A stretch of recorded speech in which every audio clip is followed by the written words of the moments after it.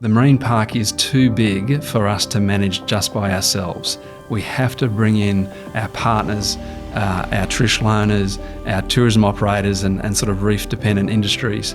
We have to bring in the community because without them, they're the people who get out there and use the reef, they value the reef, they tell us stories about the reef, all of which help us to better manage the reef. G'day everyone, welcome to the latest edition of our Reef in Focus podcast, where we tackle all the big issues on the Great Barrier Reef. And joining us today is a man who's tackled all the big animals on the Great Barrier Reef, head of our field management, Dr. Mark Reid, better known as Dr. Croc. Hello, Mark. Oh, how are you going? Thanks very much for joining us. We're going to talk all things protecting the marine park today, mate. But first, with all of our guests on this podcast, we'd like to first find out what specifically attracted you to your current role. What made you first fall in love with the Great Barrier Reef? So can you tell us, to begin with, about your previous life as a croc handler? So I might go back a fair way, actually. I was one of those precocious little kids that at the age of 5 caught my first snake and my first lizard and brought them home to my mum and dad really proudly and said, hey, look what I just found out there. So I had an interest with reptiles really, really early. And so I spent a lot of my time outside chasing critters, just really getting into the environment. I was born in Rockhampton, and so just down the road was Yeppoon and Great Keppel Island. So at about 4 years old, we did our first trip across to Guinea or Great Keppel Island. And it was just extraordinary to be out there on the water, hanging off at those days. It was the boom nets off the side of the boats that ran out to Keppel. Yep. And just to be in that environment and experience it. Ultimately, I always had an interest in working with reptiles and being into wildlife. I had a little phase there because I really like cooking as well. So I thought, I might become a chef. But then I decided I'd just become a wildlife biologist who likes to eat and cook. Yeah, right. And so I went through uni, started my career with Queensland Parks and Wildlife Service, got my first job as a crocodile biologist. And so I was employed to spend all my time driving around Queensland with a little boat behind me, counting crocodiles and catching crocodiles. So it was just like the best job in the world. Is it as wild as it sounds? It is as wild as it sounds. I mean, in some ways, yes. Yeah, look, at the end of the day, if you're working really remotely with machinery, boats, trailers, traps, and big animals, you don't have a lot of freedom to make mistakes. You've got to be safe. You've always got to be on the ball. So I always used to say to people, the most dangerous part of my job is not working with crocodiles. It's actually working with machinery. It's driving trucks. It's towing trailers. It's working with boats. I've actually got bigger scars on me from guinea pigs than I've got from crocodiles, which sounds a bit ludicrous when you tell people that. So, yeah. That's what does that entail, being a crocodile biologist? What specifically are you looking for? You're tracking their movement? Are you looking at what they eat, or is it a combination of all things?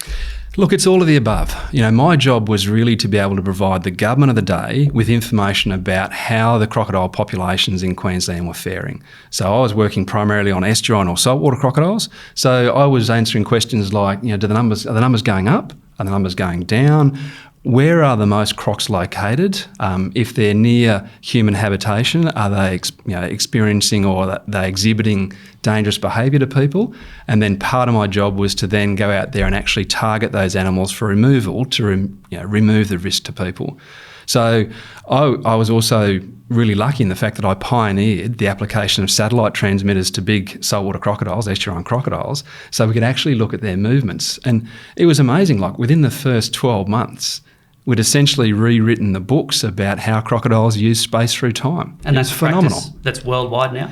It is worldwide, but it was fascinating because we were just trying to see how they moved around. But we're all also really interested in this. If you caught a crocodile in one location and moved it to another location and let it go, what would it do? Would it say, thanks, I really like this new piece of real estate, I'm going to stay here? Or would it say, actually, I preferred my old digs, I'm going to swim home? So we caught 3 crocodiles and put satellite transmitters on them. One we moved from the west side of Cape York to the east side of Cape York and let it go. And that one just mooched around in the release location for a couple of months, and then it just decided, I'm going home. and it swam all the way around the tip of Cape York back to within 100 metres of where we caught it. Incredible. And we did 2 others, and they both did exactly the same thing. They swam home.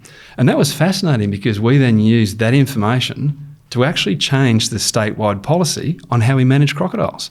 So it was really nice applied science to actually get down to making big decisions about how you manage wildlife. So how do you come from tracking crocs around Cape York, even though they share some of the ecosystems that we're looking at? How did you transition to the Reef Authority to start looking at compliance and field management? How did that all come about? So whilst I was working on crocodiles, yes, I had a bigger job, which was to manage wildlife for all of North Queensland. So I managed problematic or potentially dangerous animals like crocodiles and cassowaries.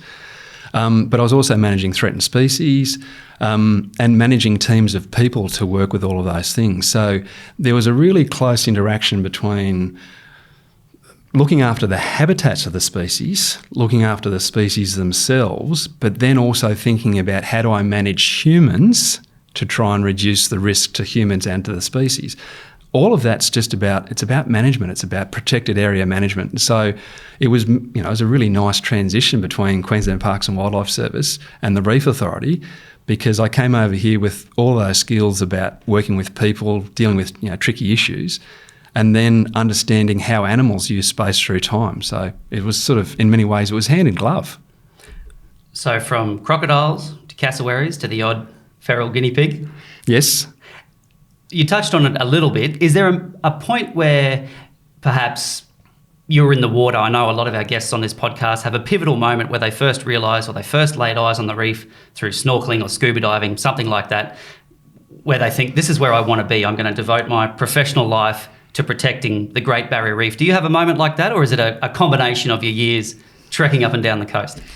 For me, it's probably more of a combination of years of being involved in managing wildlife and managing people, because, we were so fortunate. I mean, ultimately, I'm employed to do wonderful things out there on the paddock. I mean, what a privilege that is.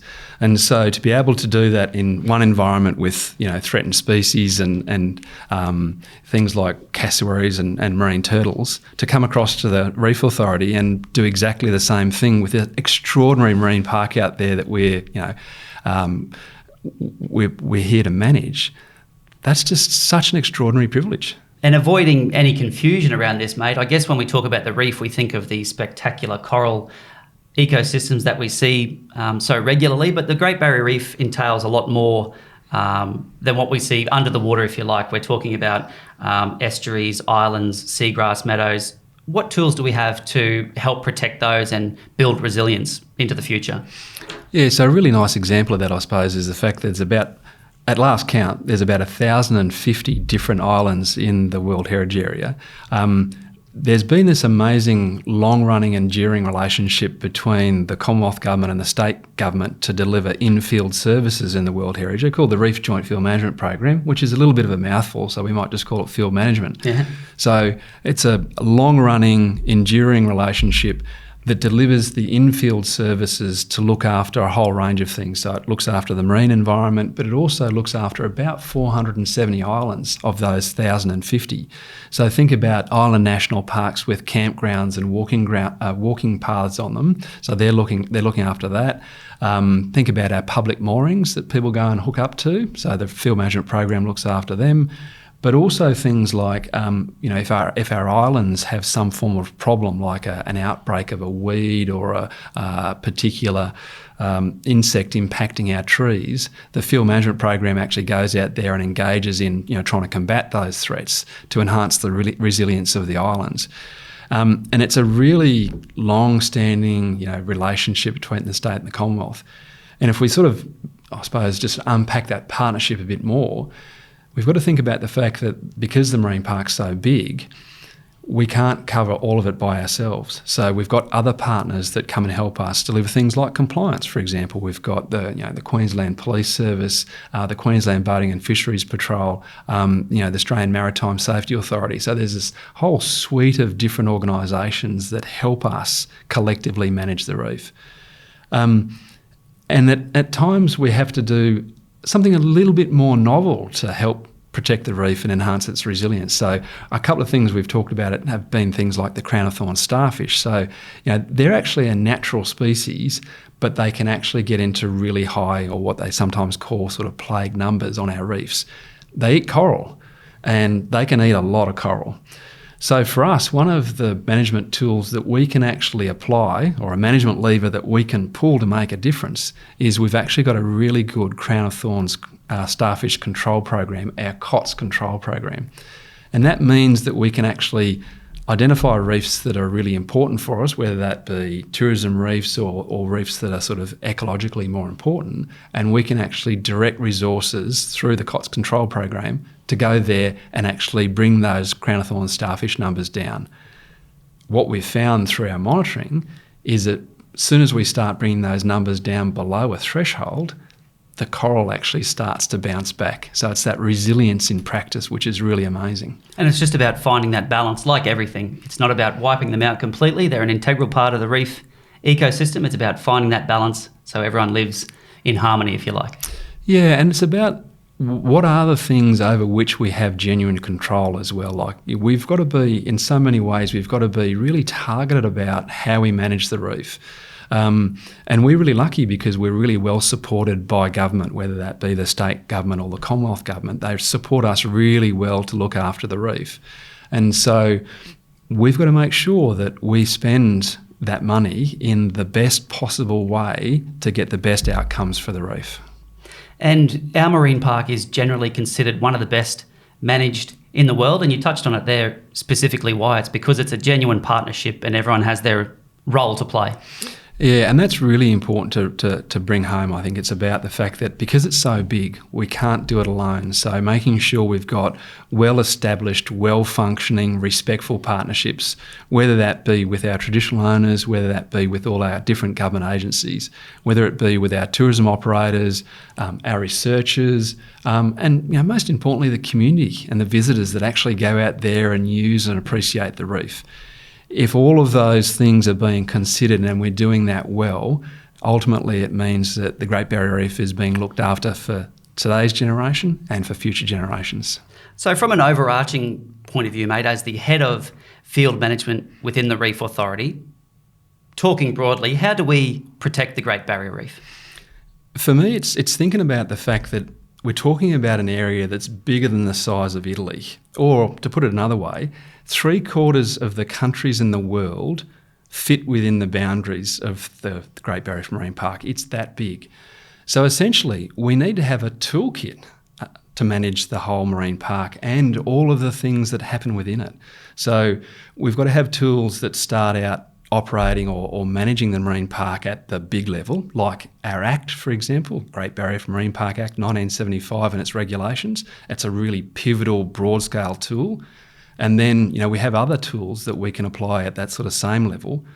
And then the neat thing is that we've got other tools that you can start applying at smaller and smaller scales to tackle the issues that are really important. So whether that's a plan of management, whether that's a permission for a tourism operator to go and do a particular thing, whether that might be, controlling someone's access to an island, for example. So we're really fortunate that we've got this full toolkit and we can essentially choose the tools that we need to use for the issue that we need to manage. And one of the most successful, or I guess the most tangible that we've looked at so far, is marine park zones and marine park zoning. And I've heard you describe it as an investment portfolio. You're not putting all of your eggs in one basket. Can you give us a rundown? What does marine park zoning entail and why is it so successful to protecting the Great Barrier Reef? Yeah, so maybe a little bit of history there just to really sort of contextualise that. So we actually started the first marine park zone in 1981 down in the Capricornia area. And so, literally it was just looking after, or the zone was just around the Capricorn bunkers.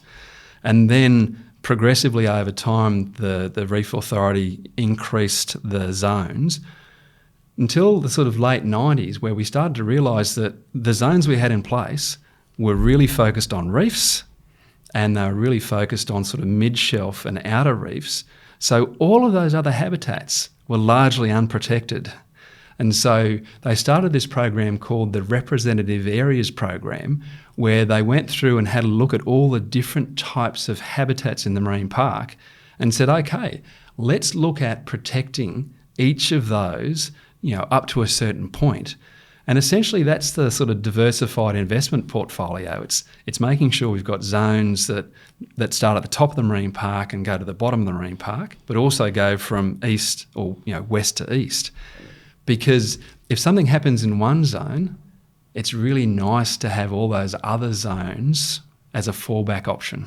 Like what? Can you elaborate a little bit more on that? I know when we look at blue zones and green zones, which we've touched on in previous podcasts, but can you break that down a little bit and explain exactly what you mean there? Yeah, so in many ways, sort of think about it almost like a town planning exercise. It's about how do we identify those areas that might be disproportionately more important to look after. So, whether that might be an island that supports really high numbers of seabirds and turtles, for example, we might choose to zone that in a way to restrict access.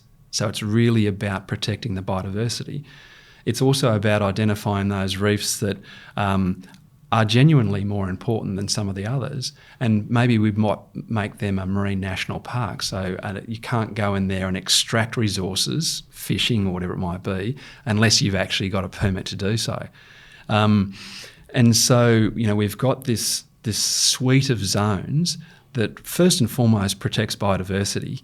But then there's all these cascading benefits of zoning, which is, it protects biodiversity, but one of the benefits is it also protects fish. And, within the zones we've found, within the marine national park zones, or what we call green zones, the research has shown that those areas have got, numbers of fish like coral trout that are not only more numerous than the other zones, but they're also bigger, so they produce more babies. And then we've also had this other amazing research that shows that the babies produced in the green zones actually come out of those zones into areas that are open to fishing, what we call a spillover effect. So there's amazing benefits from zoning. And we're starting to see or reap the benefits of 20 years of marine park zoning at the moment. For example, we've found that crown of thorns are less prevalent in the green zones, and as you said, more fish or popular fish stocks are being found in the blue zones where fishing is allowed. Can you break that down for us as well? Yeah, so, first and foremost, the zones were put into place to protect biodiversity. So it's about taking that sort of ecosystem level approach. It's not necessarily about drilling down to looking after just one species, for example.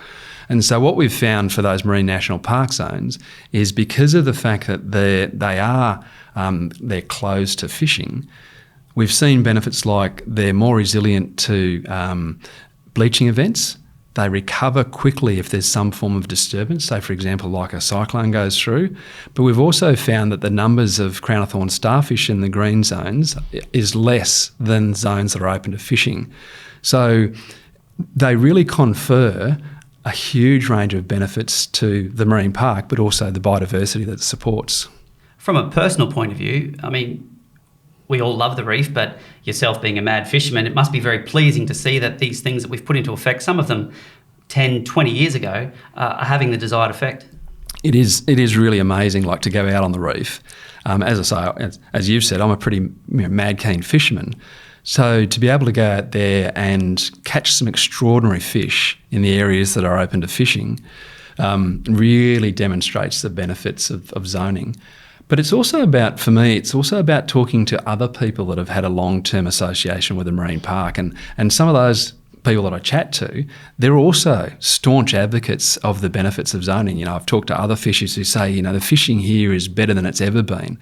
And so it's really nice to hear people talk about the benefits, about how that applies to the values that are most important to them, because ultimately they also become our ambassadors for the value of zoning. And that must be very pleasing, particularly from your point of view that, compliance sometimes gets a bad rap, that we're out there trying to catch people or watch people or something like that. And it's simply not the case. Everyone that uses the reef does so for a reason. We all, whether we're fishing, swimming, snorkeling, diving, etc. It's not about, catching people in the wrong. It's simply about education and passing that message on through word of mouth.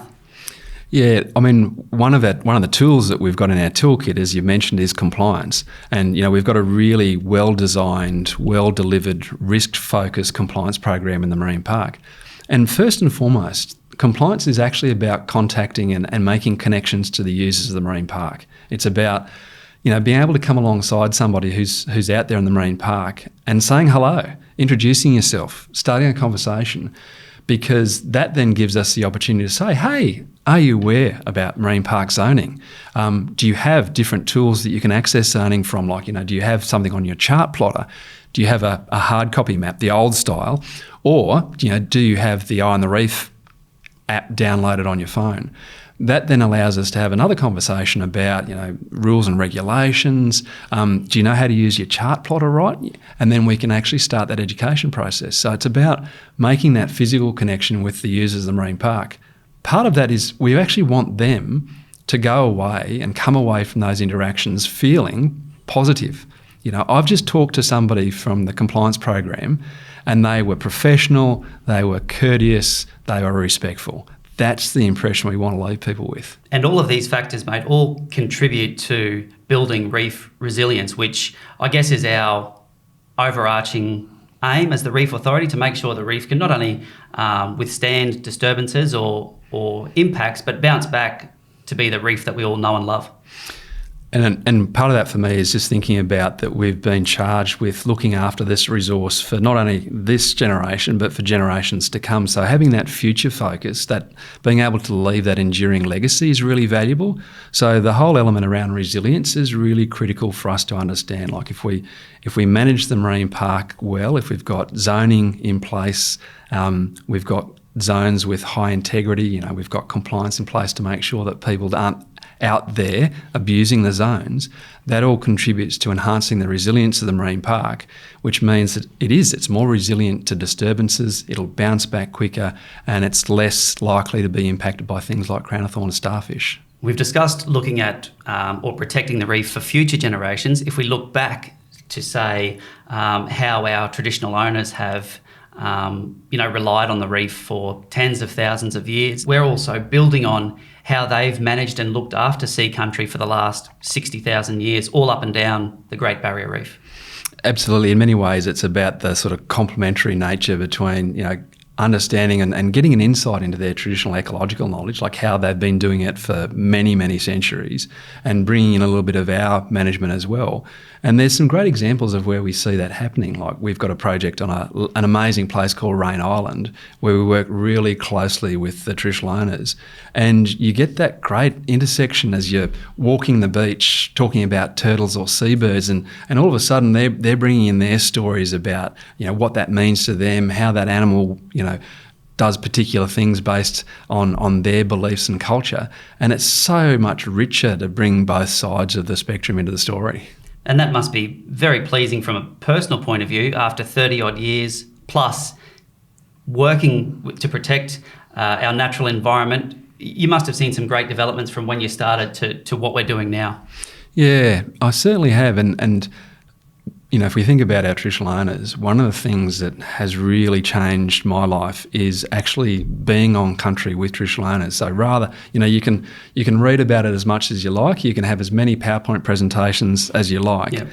Nothing is as good as actually standing on country with a traditional owner and hear them talk about why the country is so important. It really resonates, but it just gives you these extraordinary goosebumps moments, where you're really getting to have a better understanding about why country is so fundamentally important to them. So tying all of this together, we've touched on working with traditional owners, the toolkits that we use, why they're so important, and not putting all our eggs in one basket to protect the reef now and into the future, building resilience. Tying that all together, why is the Great Barrier Reef the best managed reef ecosystem in the world? For me, it's because we've actually got the full suite of measures in place to look after this extraordinary World Heritage property. We've got good rules of the road. We've got good act with good legislation. We've got a whole suite of programs to help us understand the marine park. You know, for example, we've got some of the best marine monitoring in the world. You know, AIMS, the Australian Institute of Marine Science, have had their long-term monitoring program in place since 1984, which means that, you know, when we turn zoning on, we could actually then measure the benefits of zoning because of that long-term monitoring program. We've got, you know, people out there who use the marine park who are truly passionate about what they do and why they do it. You know, some of our tourism operators are great examples. You know, things like our Master Reef Guides program, where we've got people who are dedicated to the reef, but also dedicated to tell proper stories about the reef and inform their guests and their visitors about what's going on. And all of that just builds this really comprehensive picture about how we manage the marine park, for not just for now, but for future generations to come. So it really is a partnership and everyone has a role to play. Everyone has a role to play. In many ways, you know, I've often talked to people about the fact that the marine park is too big for us to manage just by ourselves. We have to bring in our partners, our traditional owners, our tourism operators and sort of reef-dependent industries. We have to bring in the community, because without them, you know, they're the people who get out there and use the reef. They value the reef. They tell us stories about the reef, all of which help us to better manage the reef. A pleasure talking to you as always, mate. Before we go, can you tell us what happened with the guinea pig? So when I was a little kid, we used to breed guinea pigs, and I didn't realise as a little kid just how territorial the adult males were. And so one day we had these two adult males that were having a bit of a scrap, and I thought I'd just step in there and separate them. Unbeknownst to me, they've also got really quite sharp teeth, and so I came off second best to a particularly angry male guinea pig. But Dr. Pig doesn't have the same ring to it, does it? It does not, no. Thanks very much for joining us, mate. Thanks, Lincoln.